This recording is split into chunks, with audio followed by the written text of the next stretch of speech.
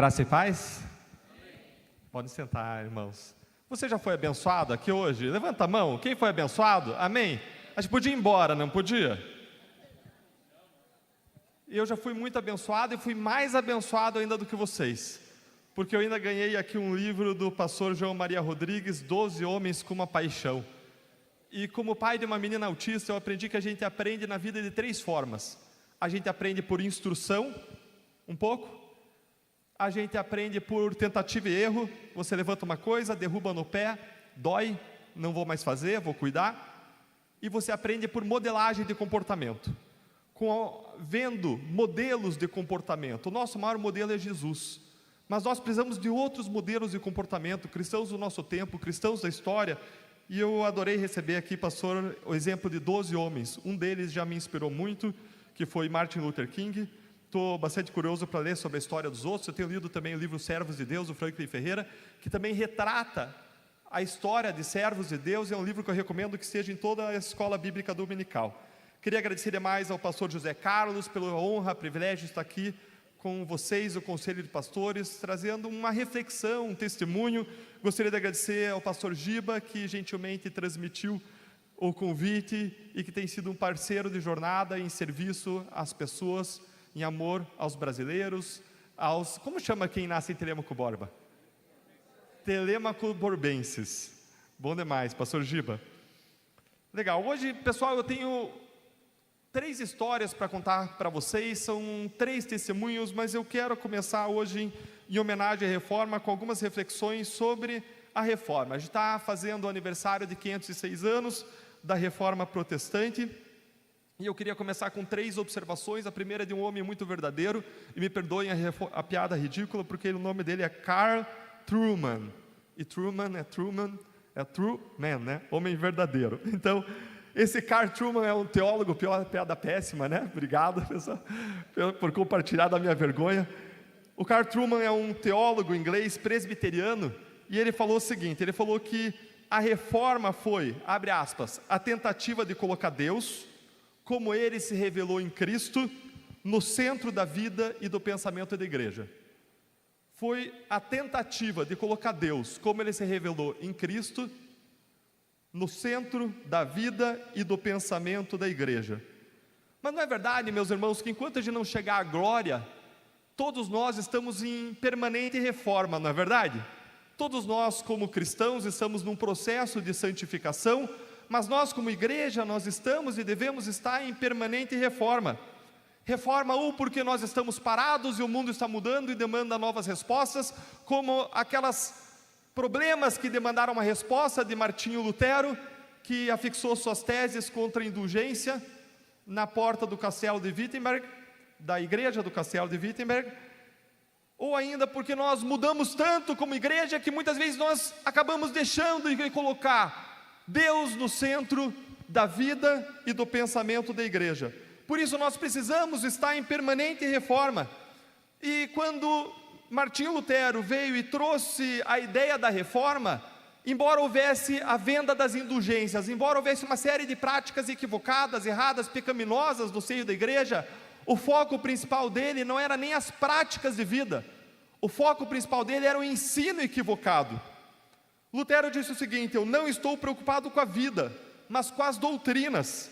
A vida má não causa grande dano a não ser a si mesma, mas o ensinamento errado é o maior mal neste mundo, porque leva multidões de almas ao inferno. O grande problema é que o ensino errado gera práticas erradas. Esse é o primeiro ponto que eu gostaria de fazer com vocês. Nós precisamos estar em reforma permanente, e nós precisamos ter a doutrina certa, buscar a doutrina certa, porque a doutrina certa se corresponde com práticas adequadas à nossa vida. Um segundo ponto sobre a reforma que eu gostaria de fazer é que a doutrina da reforma, ela foi organizada no século XX, e foi organizada na forma de 5 lemas ou 5 solas. Sabe aqueles 5 solas? Eles não vêm lá da época da reforma, eles foram organizados mais recentemente a partir dos ensinos da reforma no curso do século XX. O primeiro solo, o solo Scriptura, apenas a Escritura, apenas a Bíblia.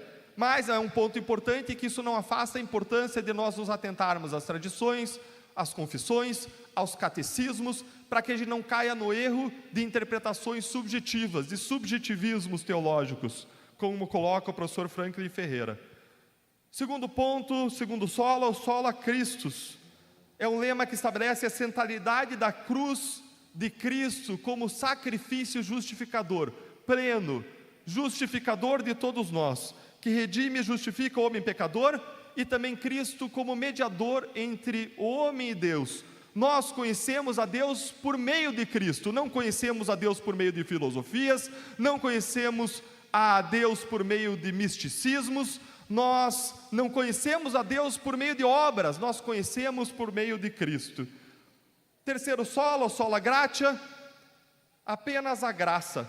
Esse lema estabelece que o homem caído, o homem pecador, ele não é salvo por mérito próprio, ele não é salvo por obras, ele não é salvo por cumprir a lei. Ninguém está à altura da lei, ninguém está à altura da justiça de Deus. Nós somos salvos apenas pela graça, por favor imerecido de Deus. O quarto sola é o sola fide, é um lema que afirma que a salvação, como um favor imerecido, é recebida pela pessoa pelas mãos estendidas da fé. Essa salvação que veio por meio da redenção de Jesus, que justifica, e que ela é dada como um favor imerecido pela graça, ela é recebida por nós como mendigos, pecadores, que estendemos os nossos braços, que são os braços da fé. A fé é como acreditar e confiar em Deus.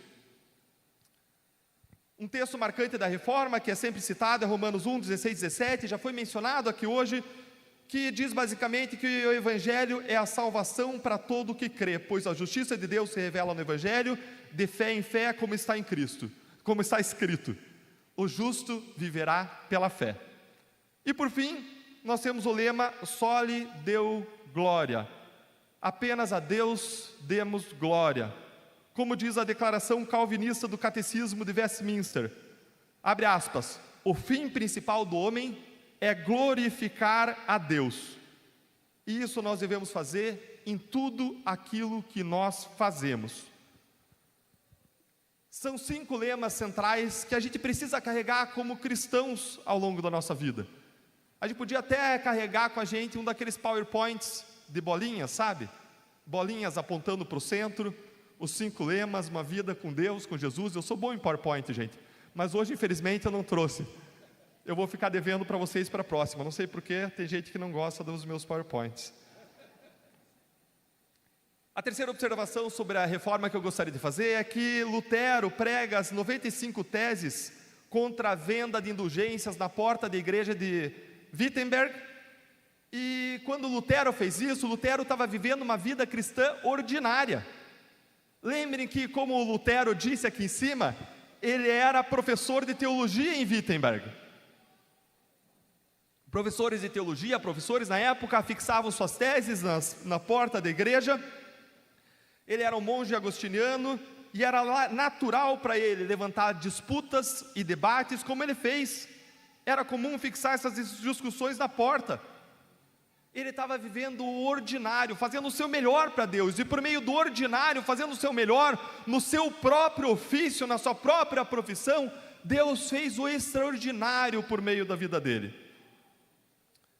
Feitas essas observações sobre a reforma, eu quero agora partir para 3 testemunhos, e nesses 3 testemunhos eu quero trazer algumas ideias da reforma, mas eu quero contar para vocês 3 histórias. A primeira história, ela começa como ponto de partida com uma pergunta: qual é a sua missão aqui na terra?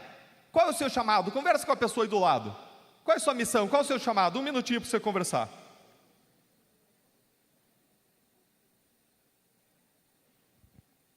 Qual é o seu chamado? Qual é a sua missão na terra?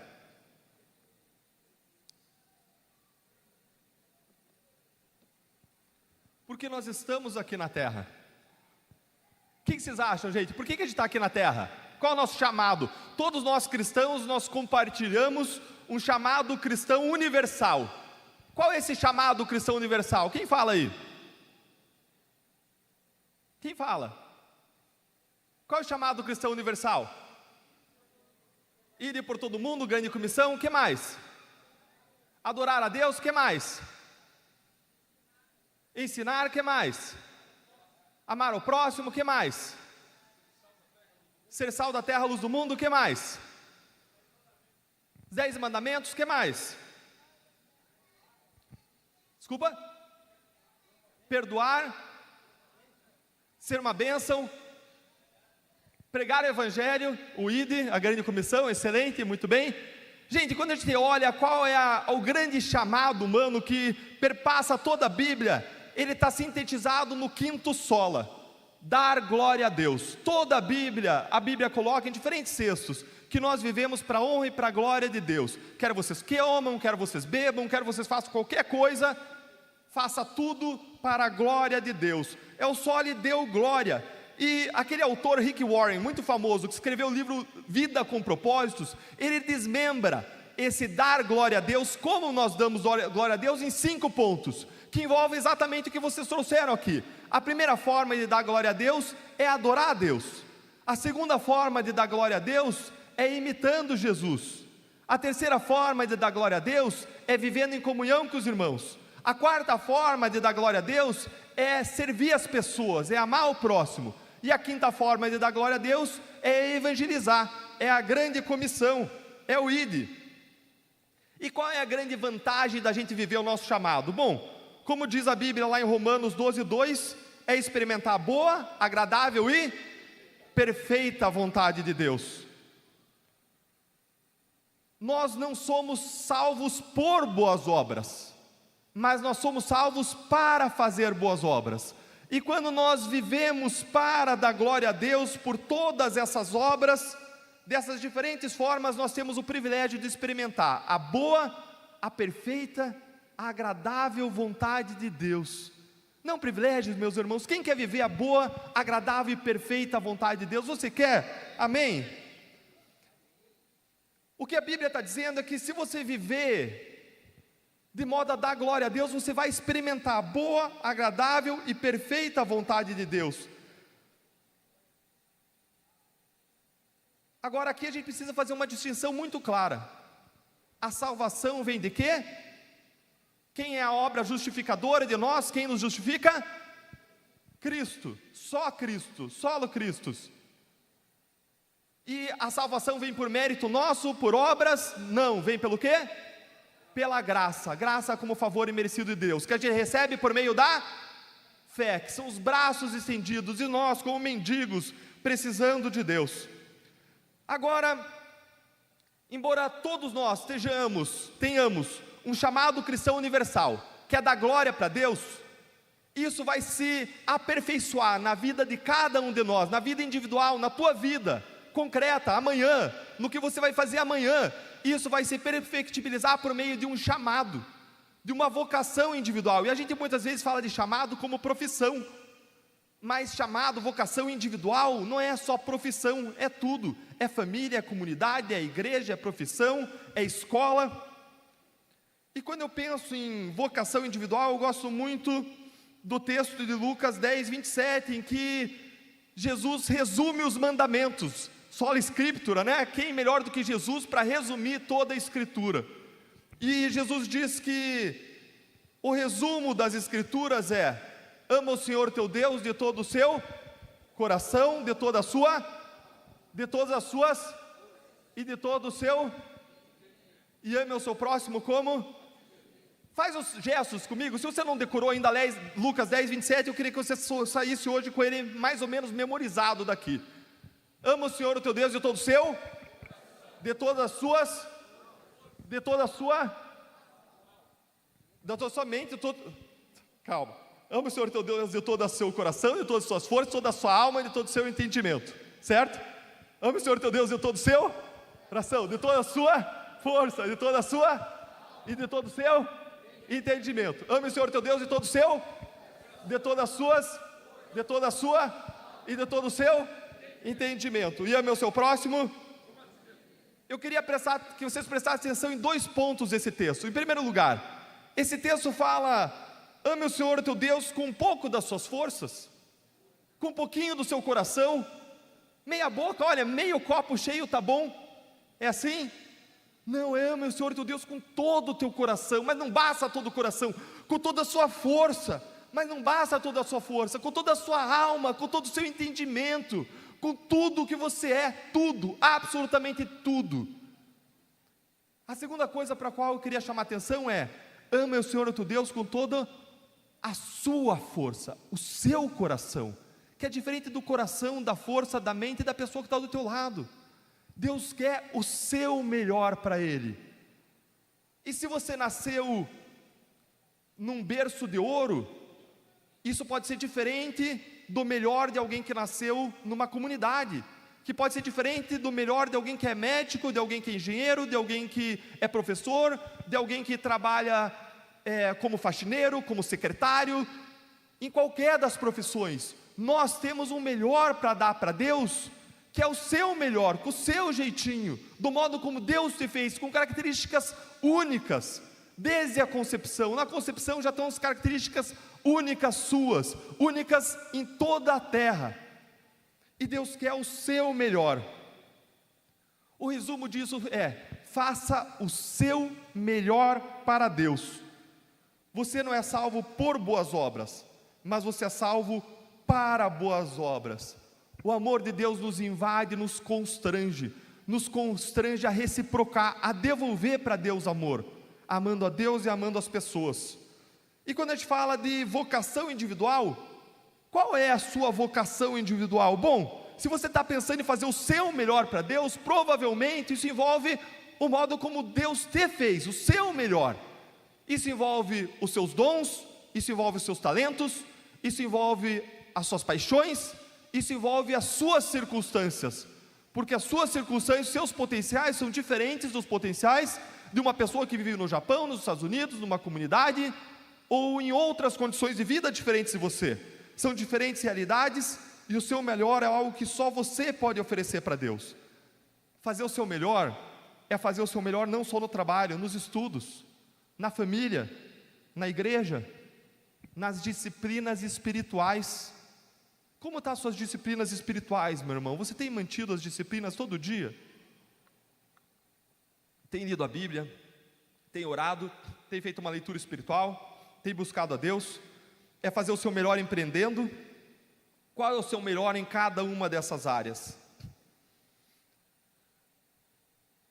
Na Reforma, Martinho Lutero e os outros reformadores, eles trouxeram a ideia de que a gente dá honra e glória para Deus, não só quando você está numa atividade eclesiástica. E eles passaram a dizer que não é só o estudo da Bíblia, o estudo de teologia que dá glória para Deus, mas todos os estudos. Daí, como disse Martinho Lutero aqui em cima, a propensão deles a instalar universidades. Eles foram fundadores e apoiadores de várias universidades na Europa. E as artes não precisam necessariamente refletir anjos ou a imagem de Deus, mas sim, pode refletir a natureza, porque existe, ao mesmo tempo que existe uma revelação específica de Deus por meio da Bíblia, existe uma revelação natural de Deus. A criação é a obra de Deus, e tudo que a gente faz pode ser feito para dar honra e glória a Deus. Como a Bíblia fala que tudo que nós façamos como se fosse para Deus. Veja o que Calvino fala sobre isso. Calvino diz, abre aspas: não há parte alguma da nossa vida ou conduta, por mais insignificante que seja, que não esteja relacionada com a glória de Deus. Ele diz ainda, abre aspas: a glória de Deus deve resplandecer sempre e nitidamente em todos os dons com os quais porventura Deus se agrada em abençoar-nos e em adornar-nos. Lutero, quando ele pregou as teses que mudaram o mundo, que mudaram a igreja, que nos trouxeram aqui, nos fazem falar hoje dele, ele estava fazendo o seu melhor como professor de teologia. E o ordinário de Lutero, fazendo o seu melhor, disso Deus fez o extraordinário. Eu lembro quando eu era estudante, estava na faculdade de Direito, estava no final da faculdade de Direito, e não sabia qual era o rumo, qual era a vocação, o que Deus tem para mim, qual é o meu chamado, qual é a minha vocação individual, qual é o meu melhor para Deus. E um dia eu abri a lei que cuida do Ministério Público, e eu li a lei, e aquela lei cuidava de basicamente amor ao próximo, processar crimes para que crimes não se repitam na sociedade, proteger o meio ambiente, proteger o consumidor, proteger a infância e a adolescência, proteger a saúde, cobrar posturas adequadas do governo, do poder público. E eu li aquilo lá e eu falei, gente, Isso aqui é basicamente uma atividade de amor ao próximo. Tá no Ministério Público fazer isso aqui, eu cumprir a minha missão de vida, de amar e servir, e eu ainda vou ganhar por isso. Eu faria até de graça, só não posso deixar o meu chefe saber disso. E naquele momento eu passei a estudar, e passei a estudar para passar em concursos. Agora, ao longo dos meus estudos, o meu foco não estava na prova. O foco meu no meu estudo para passar na prova não estava na prova, estava em obter os melhores instrumentos jurídicos, para uma vez assumindo aquela função, eu fazer o meu melhor para Deus, eu fazer o meu melhor para o próximo, eu servir com excelência. Isso dependia de, naquele estudo, eu fazer o meu melhor, eu aproveitar cada segundo. Aquela era a minha oportunidade para me preparar para servir o melhor. Não basta apenas o que você faz, a questão é onde está o teu coração quando você faz. Quantos de nós nos perdemos na jornada e nós passamos a fazer a coisa certa, mas pelas razões erradas? Não é verdade? Você passa a fazer o trabalho certo, você é médico, você vai lá, você cumpre ponto, você trata os pacientes, mas você faz pela razão errada. Você faz para ganhar dinheiro no final do mês, e dinheiro não é ruim, dinheiro não é moral nem imoral, dinheiro é amoral. Dinheiro é como uma faca, se usa para passar manteiga no pão ou para matar alguém. A questão é o que você faz com o dinheiro. Mas o teu coração, quando você está lá salvando vidas, tentar em amar e servir aquelas pessoas com excelência, fazer o teu melhor. Não é verdade que às vezes a gente vem para a igreja fazer louvor, e a gente vem para louvar a Deus, mas às vezes a gente vem e simplesmente toca uma música, e a gente perde o nosso coração de estar no lugar certo. Não é verdade que às vezes a gente tem uma empresa e a gente é empreendedor, e a gente passa a trabalhar para lucrar no final do mês. Claro que o lucro é importante, é essencial, mas é colocar o carro na frente dos bois você trabalhar para lucrar. É a mesma coisa que você ter uma amizade para você ter benefícios na vida, e amizades trazem benefícios na vida. É a mesma coisa que você buscar Deus para você ter bênçãos de Deus, e claro que você ter um relacionamento com Deus traz bênçãos, mas está invertendo. É a mesma coisa que você buscar uma esposa para ter uma atividade sexual com ela, você está invertendo. A tua empresa, não importa qual for, ela tem uma função social, e a questão é, você está buscando fazer aquela função social com excelência, servir as pessoas do melhor modo possível. O teu coração está no lugar certo, meu irmão. Se você é ajudante de limpeza, você pode fazer para aquela igreja ficar linda, brilhando com excelência, fazendo tudo como se fosse para Deus, ou para bater cartão e ganhar o teu salário no final do mês. Mas faz diferença, faz toda a diferença. Ter um propósito maior do que você, no que você está fazendo, dá significado para a existência. E Deus, o nosso Criador, que fez o manual de instruções nosso, sabia disso. E Ele nos instrui corretamente. É interessante que depois a ciência vem e confirma o que Deus fez. Quando Ele diz solo escritura, a gente segue a Bíblia e depois a ciência vem e confirma. E um psicólogo chamado Adam Grant, da Universidade da Pensilvânia, fez uma pesquisa. Separou representantes que ligavam para pessoas da comunidade em busca de financiamento estudantil em 3 grupos. Os 2 primeiros grupos, um deles ligava e não lia nenhuma história antes de ligar para as pessoas para pedir financiamento. Um segundo grupo lia história sobre como aquilo tinha trazido benefícios pessoais para eles mesmos. E também não podia mencionar a história na ligação. Nenhum grupo podia mencionar as histórias na ligação. Um não lia história, outro lia história sobre benefícios próprios, e o terceiro grupo lia a história sobre como aquela atividade tinha mudado a vida das pessoas, que eles tinham alcançado financiamento, tinha mudado a vida daqueles estudantes. E essas pessoas passaram a fazer as ligações para buscar financiamento. Sabe qual foi o resultado? O terceiro grupo, que lia sobre como a sua atividade impactava a vida do próximo, arrecadou mais do que o dobro dos demais. Ter um propósito claro, que vá para além do lucro, faz toda a diferença na nossa vida. É aquela história de um homem que se aproximou de 2 pessoas que estavam colocando pedras, tijolos uns sobre os outros, e perguntou: o que vocês estão fazendo? O primeiro disse: olha, eu estou assentando tijolos para ganhar dinheiro no final do mês. E o segundo disse: eu estou erguendo uma catedral. É aquela história famosa da pessoa que chega perto de alguém na NASA que está varrendo o chão e diz: o que você está fazendo? E a pessoa diz: eu estou ajudando a lançar foguetes. Ah, meus irmãos, tem um sentido, um propósito claro, faz toda a diferença. Toda a diferença. Aquelas pessoas que faziam ligações buscando financiamento estudantil, estavam uma do lado da outra fazendo a mesma coisa, a mesma coisa. A diferença, onde estava o coração delas? Onde tem estado o seu coração? Eu lembro que quando eu estudava para os concursos, eu parava à noite, no meio da noite, quando eu estava cansado, eu não tinha hora para dormir, várias vezes eu estudava até 6 da manhã, às vezes eu passava a noite estudando, e quando eu estava cansado, eu parava tudo e cantava uma música que dizia: faço melhor, oh, faço melhor para Deus. Cantava, pulava, dizia: Deus, eu estou fazendo o meu melhor para o Senhor. E quando você faz isso, Deus sabe das coisas, o maior beneficiado é você. Não é por isso que a gente tem que fazer, seria inverter de novo o carro na frente dos bois. A gente faz para Deus, mas Deus nos conhece, Deus fez o manual de instruções, e o resultado desse estudo focado foi passar em todos os concursos. E tive uma decisão difícil, mas aquelas boas, de escolher qual concurso que eu ia abraçar. Passei para juiz, passei para promotor, passei para procurador, e busquei a Deus no processo de escolha. Busquei ouvir Deus na minha vida, e eu entendi de Deus que eu deveria assumir o concurso de procurador da República e ir para a cidade de Campinas. Mas não sei como é com vocês, irmãos, mas muitas vezes quando eu peço o direcionamento de Deus, não desce um anjo na minha frente e fala: é isso aqui, ó. Não sei vocês, mas várias vezes não é assim que funciona. Várias vezes é a paz de Deus no coração, são as circunstâncias, são a voz dos conselheiros, tudo com base bíblica. As circunstâncias, revelação natural de Deus, conselheiros, provérbios, paz de Deus no coração, Colossenses 3,15, será o juízo no vosso coração, a palavra de Deus, ou ainda um raciocínio sobre qual é o caminho que vai dar mais honra e glória para Deus. Deus nos cria como filhos da mesma forma que nós criamos nossos filhos. Chega uma hora que a gente quer que eles tomem decisões segundo os princípios e valores que a gente ensinou. E eu busquei tomar a melhor decisão dentro desses critérios, decidi ir para Campinas.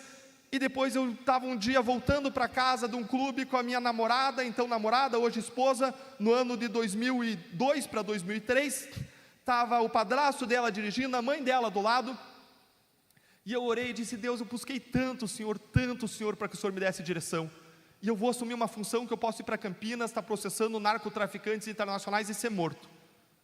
Confirma para mim que é para lá que o Senhor quer que eu vá, que eu estou no centro da Tua vontade para a minha vida. Porque se for para isso que é para acontecer, vai acontecer, eu vou estar feliz por estar no centro da Tua vontade para a minha vida.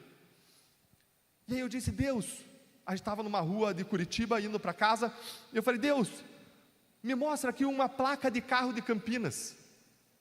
No carro do lado, olhei para o lado, meus irmãos, e adivinha o que era? Não era a placa de carro de Campinas. Aí eu olhei para o outro lado, para outro carro, não era a placa de carro de Campinas. Aí eu comecei a olhar para uns outdoors que tinha do lado e falei: será que tem Campinas aí? Já está trapaceando, né? Aí eu orei com Deus e disse: Deus, me perdoa, não sou eu que dou ordens para o Senhor, não sou eu que diz como que as coisas têm que ser, mas como eu ficaria grato se o Senhor me mostrasse que eu estou dentro do caminho que o Senhor quer, que eu te busquei e que isso te agradou, e que é lá para onde eu devo ir, ou pelo menos que o Senhor abençoa a minha ida para lá. Meus irmãos, tudo isso eu fiz sozinho, nunca falei sobre esse assunto com ninguém. E menos de 2 minutos depois, na mesma rua, a mãe da minha namorada olha para o lado e fala: Deltan, olha aqui uma placa de carro de Campinas, para onde você está indo? Meus irmãos, nós vivemos com um Deus vivo, um Deus que se relaciona conosco, um Deus que não obedece nossas ordens. A gente não pode inverter. Nós somos servos, não Senhor, mas é um Deus que fala conosco, quando Ele quer, da forma como Ele quer. Vocês já ouviram falar da teologia do cachorro e do gato? Ouviram falar? Uma teologia bíblica do cachorro e do gato? O pastor depois vai me excomungar, sola escrito, a tema de hoje. O cara vai fugir para a teologia do cachorro e do gato. Mas você vai gostar, pastor. A teologia do cachorro e do gato é a seguinte: o cachorro chega perto do dono e fala: nossa, você me alimenta, me dá água, me dá comida, me leva no veterinário, me trata, me dá ração, nossa, você deve ser Deus. O gato chega para o dono e fala: nossa, você me dá comida, me dá água, me dá ração, me leva no veterinário, nossa, eu devo ser Deus. E aí, meu irmão, como você tem sido diante de Deus? Você tem sido um cachorro ou um gato? Como tem sido o teu relacionamento com Deus? cachorro ou gato? Quem está no centro? Quem está no centro da sua vida? Para usar aquela do Truman, lembra? A expressão Deus no centro da vida da igreja, Deus no centro da sua vida. Quem está no centro? É você ou é Deus? Cachorro ou gato? Você tem feito o seu melhor para Deus? Você tem buscado a sua vocação para fazer o seu melhor com o seu dom, seus talentos, suas paixões? Você tem servido com senso de propósito ou você colocou o carro na frente dos bois? E com que facilidade nós nos desviamos? A segunda história que eu quero contar para vocês, ela começa com a parábola do semeador. Jesus nos conta que um semeador saiu semear e saiu jogar sementes. Jogou um punhado de sementes, caiu na terra, vieram os corvos, as aves do céu, comeram. Jogou o segundo punhado de sementes, caiu em solo pedregoso, veio o sol, queimou. Lançou um terceiro punhado de sementes. Essas sementes começaram a crescer em plantas, tinha espinhos que sufocaram. E aí, como Jesus nos conta nessa parábola, o semeador disse: eu não nasci mesmo para semear. Ele foi para casa, ele desistiu, e ele mudou de profissão.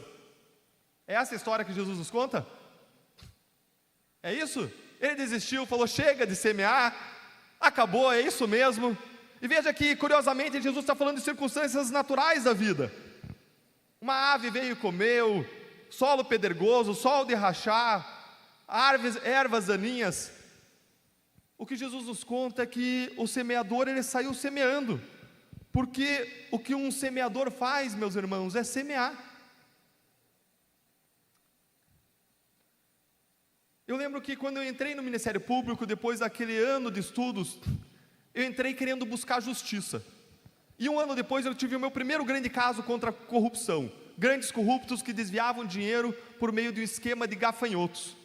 Esses gafanhotos não eram aqueles que comiam as plantações daqui de Telêmaco Borba, mas eram os gafanhotos que comiam as folhas de pagamentos da Assembleia Legislativa do Estado do Paraná. Descobrimos mais de 70 gafanhotos, funcionários fantasmas. Pessoas que estavam lá com o nome e nem sabiam que o nome estava lá. O dinheiro era embolsado por gabinetes de deputados. Passaram-se 10, 15 anos, sabe quantas pessoas foram punidas? Sabe quantas? Nenhuma. Sabe quanto dinheiro então foi recuperado? Pelo menos o dinheiro. 0, nenhum centavo. Um ano depois acusamos mais de 680 pessoas por crimes graves. Passaram-se 10 anos, pouco mais de 10 punidas. Depois, um ano depois, um outro caso, condenamos a mais de 40 anos de prisão, pessoas inclusive por corrupção. Agora vou alcançar a justiça. E eu acreditava que se eu fizesse o meu melhor, eu ia colher. Se eu trabalhasse, se eu desse duro, eu ia colher. Conseguimos condenar essas pessoas e se passaram 10 anos. Dos meus 3 casos criminais, 2 prescreveram, que significa que demorou tanto tempo na justiça que foi por ralo abaixo e a punição acabou. Não foram punidas. O terceiro foi anulado.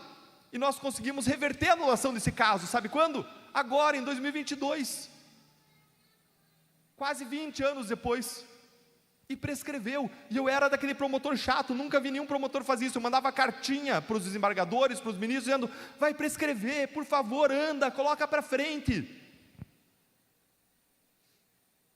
Decidindo não desistir, fui um ano estudar em Harvard, e quando eu fui para lá, eu fui me aconselhar com o meu pastor, o Roberto Silvado, da Igreja Batista do Bacaxiri, igreja que eu frequento desde há muito tempo, desde os anos 2000, começo, e fui me aconselhar dizendo: pastor, minha vida devocional está redonda, sou líder de célula, sou líder de pequeno grupo, era líder na época junto com o Fábio Oliveira, que está por aqui, em algum lugar, e se eu for para lá, eu tenho medo de abandonar as minhas disciplinas espirituais, perder o equilíbrio de vida. E a gente refletiu, orou, e eu decidi ir com cuidado. Cheguei lá, passei a frequentar uma igreja quadrangular. Tem alguém aqui da igreja quadrangular? Olha só, povo abençoado. Passei a frequentar uma Foursquare Church lá, e eu dirigia a van da igreja, porque a nossa igreja era itinerante, funcionava no campus, eu dirigia a van, levava, buscava as coisas, montava, desmontava, e passei a frequentar o estudinho, Homens de Valor. Todo dia de semana, sempre, toda semana, um dia da semana, a gente ia lá, se reunia, estudava esse estudinho que talvez vocês tenham aqui no Brasil também, Man of Valor. E no último dia do estudo, meus irmãos, aconteceu uma coisa que nunca tinha acontecido na minha vida, e quem é cristão evangélico batista vai me entender. Aconteceu uma profecia na minha vida. O meu pastor que me acompanhou por um ano, botou a mão sobre a minha cabeça e fez uma profecia. E para mim isso era novidade, ninguém tinha feito uma profecia ao longo da minha vida. E a gente estava em maio de 2013, e ele coloca a mão sobre a minha cabeça, começa a orar e fala que eu vou voltar para o Brasil, e eu vou lutar contra os maiores corruptos do Brasil, contra as pessoas mais poderosas, que eu vou buscar a justiça contra as pessoas mais poderosas. Isso vai trazer riscos sobre a minha vida, riscos sobre a vida da minha família, isso vai trazer uma série de consequências ruins que eu vou ter que enfrentar. E começa a descrever uma situação, meus irmãos, que eu tive duas reações. Eu disse, primeiro, eu nunca pensei que ia ser tão ruim, tão difícil, tão tenebroso. Nunca tive nenhuma experiência assim de retaliação pessoal antes da Lava Jato em casos criminais.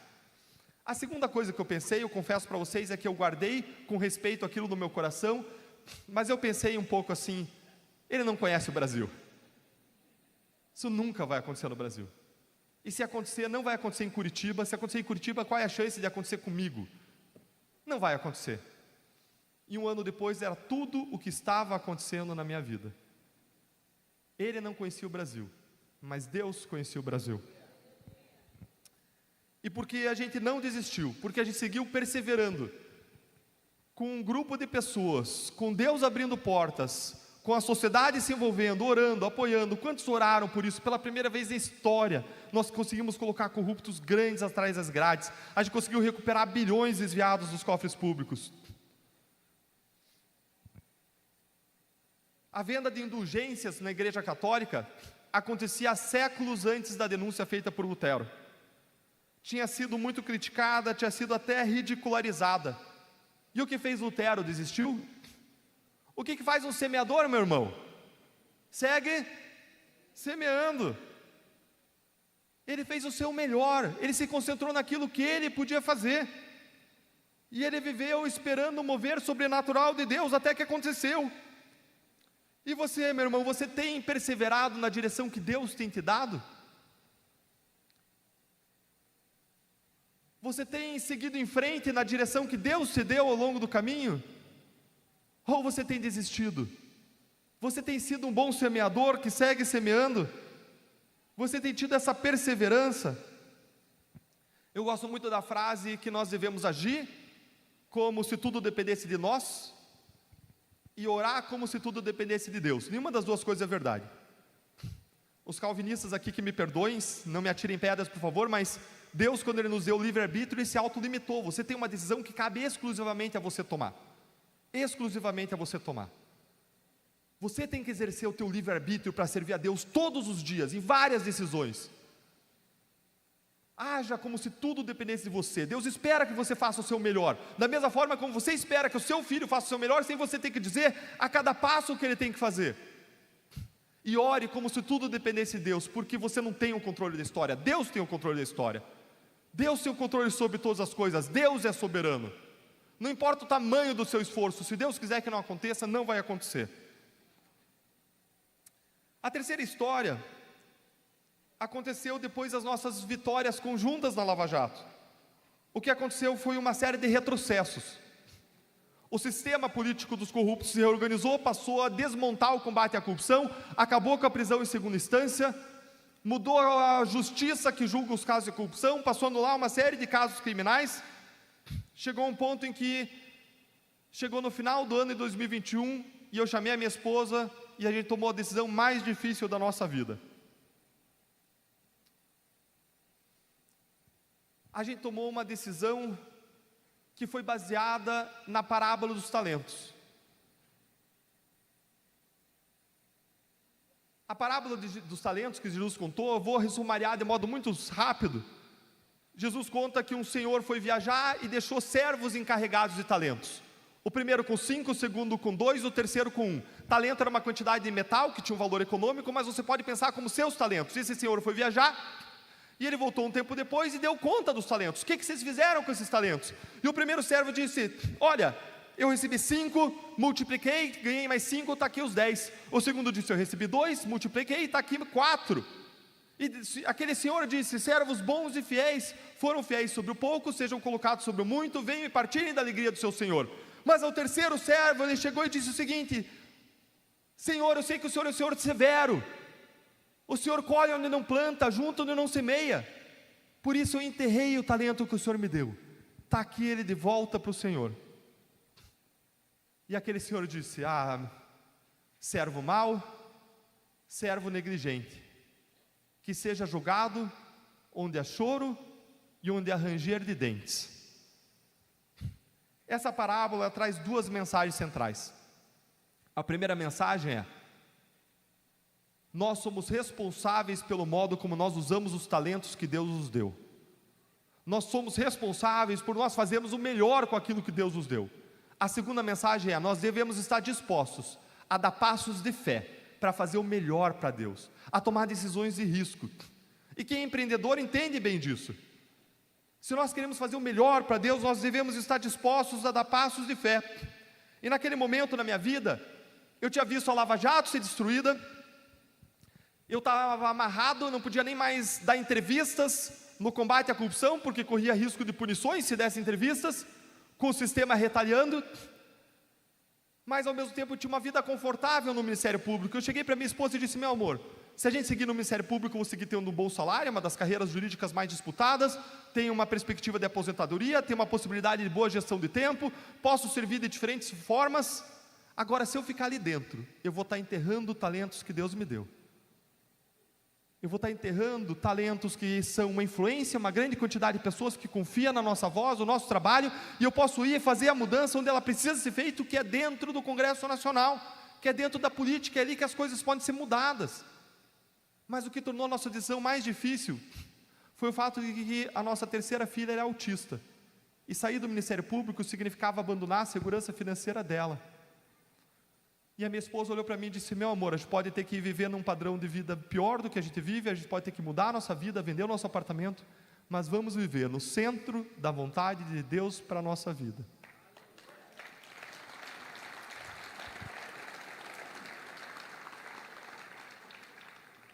E a gente saiu do Ministério Público, e quando você dá passos de fé, meu irmão, você vai ser testado. E poucos meses depois eu saí do Ministério Público. Eu estava viajando com o Fábio Oliveira, estava em Londrina, estava conversando com o pastor Glênio, e de repente, quando eu estava conversando com ele, veio uma notícia de que eu tinha sido condenado por um tribunal, revertendo decisões de modo totalmente improvável. Todo mundo dizia que era impossível aquilo acontecer, e eu fui condenado por um tribunal lá de Brasília, com ingerência política, a pagar uma indenização para uma pessoa que tinha sido condenada pela Lava Jato, e que tinha sido descondenada, sua condenação tinha sido anulada, e aquela pessoa condenada em 3 instâncias por corrupção não pagou R$1, e eu ia tirar um dinheiro que com juros, multa, correção, ia chegar a R$200 mil da minha família. Lembre, logo depois de abandonar minha segurança financeira, o meu salário, o meu emprego, para dar para essa pessoa condenada pela Lava Jato e descondenada. Meus irmãos, naquele momento, o pastor Glenn olhou para mim e disse: Deltan, não olha para o problema, olha para Deus. Deus, esse testemunho aqui, sério, eu olho para Deus. Eu falei assim: pastor, eu olho para Deus, mas o problema está no meu colo aqui. Nós somos desafiados a viver a nossa fé todos os dias. E aquele dia a gente foi dormir, o Fábio dormiu. O Fábio estava viajando comigo, ele foi líder de célula comigo, ele caminhou comigo ao longo da vida, ele se tornou deputado estadual junto comigo, e a gente estava viajando, ele foi deitar, dormir, eu fiquei de joelhos, orando, clamando a Deus, com aquela injustiça ardendo no coração, e ninguém imaginava o que ia acontecer. No dia seguinte eu acordei de manhã, peguei meu celular, tinha uma notificação ali, minha esposa: meu amor, sabe o que são esses Pix que entraram na nossa conta? Fui lá, olhei os Pix, tinha uns, sei lá, R$20, R$10, uns 5, 10 Pix, eu falei: amor, não sei o que é isso, deve ser algum engano. Só que de repente vieram 30 Pix, 40 Pix, 50 Pix, 60, 100 Pix entrando na conta, 150, 200, 1000 Pix entrando, R$20 mil, R$50 mil, R$100 mil, R$200 mil na conta. Eu fui a público falar: pessoal, pode parar de depositar, já passou do valor, as pessoas não pararam. R$300 mil, R$400 mil, R$500 mil, mais de R$500 mil em 36 horas. Eu tive que cancelar minha chave Pix, porque não parava de entrar dinheiro na minha conta. Você já teve esse problema? Glória a Deus, né? Recebo. Naquele momento, eu lembrei daquele salmo que diz: o choro pode durar uma noite, mas a alegria vem pela manhã. Nosso Deus é capaz de fazer infinitamente mais do que a gente pensa, cogita, pede, ora, clama. Nosso Deus é o Deus do infinito. E tem momentos, meus irmãos, que Deus vai abrir o mar vermelho diante de você. Como disse a música, vai abrir o mar para você passar. E esses são momentos especiais da nossa vida. E nós temos que guardar esses momentos no nosso coração, porque vai ter um momento do deserto também. E no momento do deserto, nós precisamos lembrar dos momentos em que Deus abriu o mar vermelho na nossa vida. Como eu disse, Lutero teve um momento de sucesso com as 95 teses. Aquilo se propagou, ele teve que explicar aquilo em alemão, ele fez em latim, no começo nem era para o povo. E aquilo se propagou e ficou famoso, e aquilo começou a gerar uma super discussão. E era um momento de sucesso, mas o que vem em seguida? Vem a perseguição. E ele é perseguido, ele tem que fugir para Augsburg, ele sofre excomunhão, como o irmão Lutero disse aqui, ele corre risco de ser queimado na fogueira. Meus irmãos, com o que eu posso comparar isso? Veja só, ele estava lá lutando contra o maior poder da face da terra daquela época, a Igreja Católica. Com o que eu posso comparar isso? É mais ou menos como hoje você, sei lá, ser investigado pelo Alexandre de Moraes.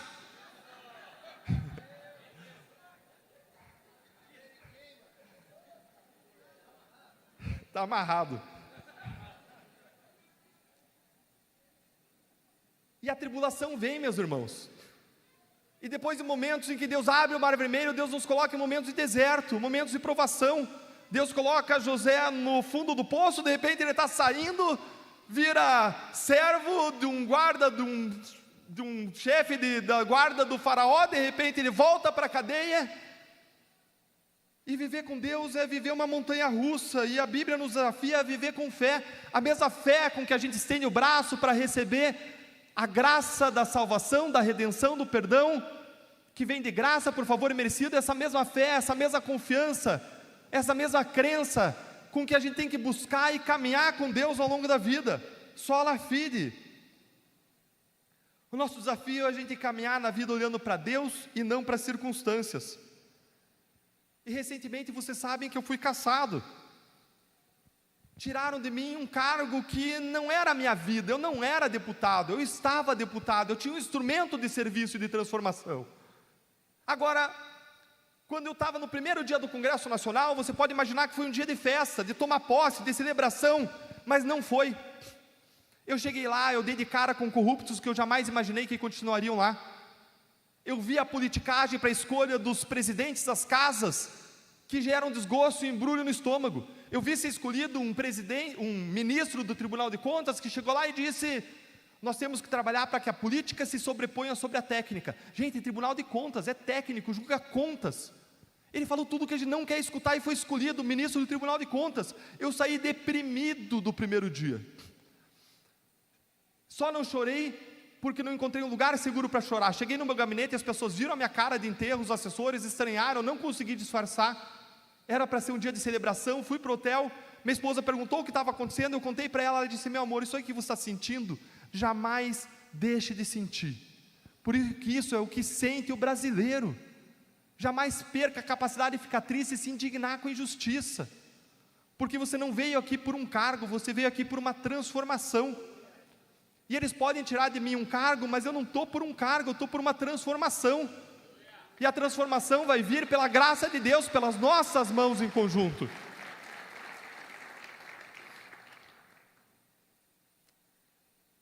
Sim, eu fui impedido de seguir um determinado caminho. Agora, como Moisés chegou no momento, estava com o mar vermelho fechado, isso não é impeditivo para o plano de Deus na sua vida. Meus irmãos, você tem feito o melhor com os seus talentos? Você tem tomado decisões que envolvem risco de fé para fazer o melhor para Deus? Você tem confiado em Deus não só nos momentos em que Deus abre o mar vermelho na sua frente, mas também nos momentos de deserto? Eu queria convidar você a baixar sua cabeça. Agora é o momento seu e Deus. Você ouviu agora 3 histórias, 3 testemunhos sobre a importância de, em primeiro lugar, a gente ter um propósito, claro, uma vocação, e a gente entregar o nosso melhor para Deus. Fazer o melhor e mais, fazer a coisa certa pela razão certa, como Lutero fez. Fazer o seu melhor, servir com excelência, mesmo fazendo coisas que significavam correr risco. A gente ouviu uma segunda história sobre a importância de ter a perseverança do semeador, como Lutero teve. E em terceiro lugar, a gente ouviu sobre a gente ter coragem de dar passos de fé debaixo da direção de Deus, como tantos fizeram, como Lutero fez, como Daniel fez para a cova dos leões, como Davi fez de caverna em caverna, como todos os nossos heróis fez, Neemias, erguendo um muro debaixo da direção de Deus. E ainda de cabeça baixa, meu irmão, em atitude de oração, talvez hoje o que você precise seja aceitar o seu chamado, de fazer o seu melhor para Deus, de fazer a sua melhor entrega, de dar glória a Deus, de exercer a sua vocação, e de, por meio disso, receber as promessas de Deus na sua vida, de uma vida boa, uma vida agradável, uma vida perfeita, fazer a coisa certa pela razão certa. Se Deus tem incomodado você em relação a isso, levanta a sua mão, eu quero estar orando por você. Lá na direita, pode baixar a mão, as pessoas da direita, pode baixar a mão, no meio aqui, pode baixar a mão, glória a Deus, glória a Deus. Na esquerda, pode baixar a mão, é você e Deus, baixa a sua cabeça, é você com Deus, meu irmão. Talvez Deus esteja te incomodando para perseverar num caminho que Ele te deu, para você seguir em frente, como semeador. Queria pedir a você para erguer a mão, se Deus tem te incomodado hoje em relação a isso. Lá atrás, na direita, pode baixar a mão, glória a Deus. Aqui no centro, na esquerda, glória a Deus. Na direita, glória a Deus, seja Deus louvado, engrandecido. Na esquerda, baixa a mão, glória a Deus. Agora, talvez Deus esteja te desafiando a você fazer mais. Talvez você seja aquela pessoa racional, quadrada. Eu entendo você, a gente deve dar passos de fé, não como quem se atira no precipício, mas a gente tem que enfrentar os mesmos como quem constrói pontes sobre o precipício, debaixo da graça de Deus, com a direção de Deus e ouvindo a voz de Deus. Mas talvez você se constranja, você seja aquela pessoa que preza pela segurança, quer enterrar o teu talento e devolver inteiro para Deus, e Deus está te desafiando, meu irmão, dá um passo de fé, meu irmão, dá um passo de fé, meu irmão, faça o seu melhor. Se Deus está falando isso com você, levanta a sua mão, eu quero estar orando por você hoje. Na direita pode baixar a mão, glória a Deus, aqui no centro pode baixar a mão, as pessoas que ergueram, glória a Deus. Na esquerda lá atrás pode baixar a mão, glória a Deus. Lá na esquerda pode baixar a mão, lá na extrema esquerda pode baixar a mão. Agora, meu irmão, talvez você não conhece esse Deus, talvez você tenha vindo aqui para ouvir uma palestra, mas você queira experimentar esse Deus que não só escuta, mas esse Deus que fala com você, que responde às orações, esse Deus vivo, esse Deus que fala por meio da Escritura, esse Deus que dá redenção por um Cristo que morreu na cruz e está ressurreto, um Deus vivo, um Jesus vivo. Talvez você queira experimentar essa graça, esse favor imerecido que dá o perdão, e você queira estender as suas mãos pela fé, dizendo: Deus, eu creio, me dá isso. Como um mendigo que busca salvação, como alguém que reconhece o seu pecado, a sua impureza. E se você quer receber esse Deus na sua vida, eu quero te convidar, levanta a mão. A gente quer estar orando como igreja por você. Lá atrás, na direita, pode baixar a mão, glória a Deus. Lá na esquerda, glória a Deus, pode baixar a mão, glória a Deus, lá bem na esquerda, glória a Deus. Deus querido, a gente quer nos colocar na Tua presença e clamar a Tua misericórdia, o Teu amor, Deus. Obrigado por esses exemplos que o Senhor tem nos dado, esse exemplo de Martinho Lutero, esses exemplos que são heróis da fé, que nos inspiram a caminhar num novo degrau de fé.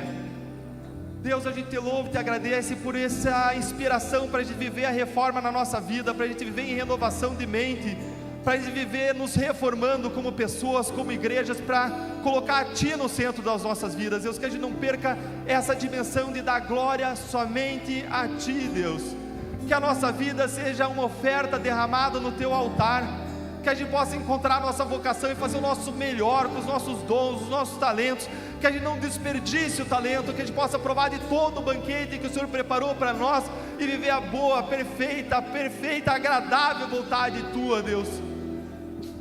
Deus, dá aos irmãos que estão pedindo aqui por fé, para dar passos de fé, dá a eles a coragem, a fé, os instrumentos, para que eles possam chegar a novos degraus de serviço, de excelência, de prestação a Ti, Senhor.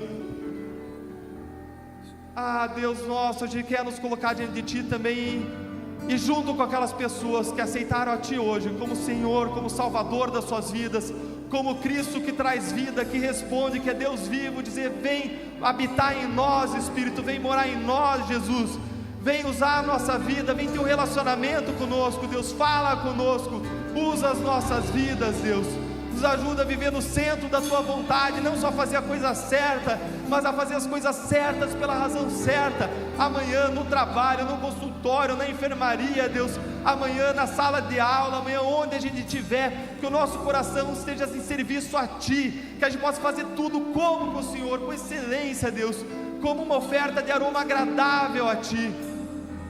Deus, os nossos talentos são Teus, os nossos dons são os Teus, o nosso trabalho é Teu, Deus, a nossa vontade, a nossa vida, o nosso respirar, tudo é para Ti. O Senhor é o Deus da existência, o Senhor é o grande eu sou. A gente entrega as nossas vidas no Seu altar e nos dá um coração de perseverança, Deus, quando vier a crise, quando vier a dificuldade, quando vier a oposição, nos sustenta, nos dá um coração de coragem, um coração que é sustentado pelo Senhor, caminha ao nosso lado, faz a gente perceber, Deus, o Senhor do nosso lado, ao longo do caminho, em meio ao deserto, em meio às dificuldades, que a gente possa ter a segurança e o conforto da Tua presença do nosso lado, Deus. Deus, que a gente possa sair daqui hoje mudado, determinado a viver mais intensamente a vida que o Senhor sonhou para nós, e que seja tudo, Deus, para Ti, por Ti, para o Senhor, para a Tua honra, para a Tua glória, hoje e sempre, para o Teu louvor, em nome de Jesus, amém.